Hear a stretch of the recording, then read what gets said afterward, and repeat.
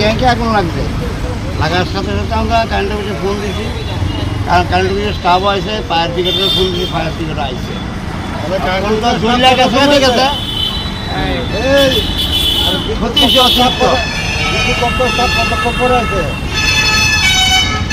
পরে আছে বলতে খাইছেও তো একটু সময় লাগে, 10-15 মিনিট দেখেছি আসে।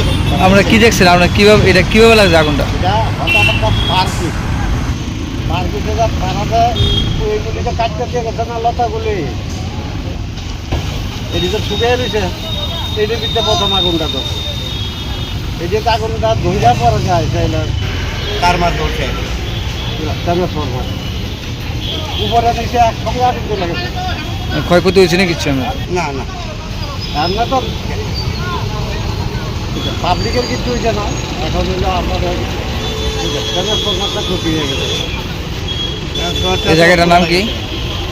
মহানগর বাইপাস।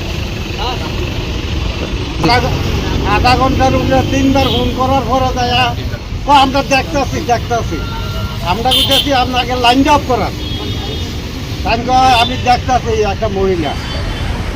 কোন জায়গায় এটা? কোন সিএসিসিএল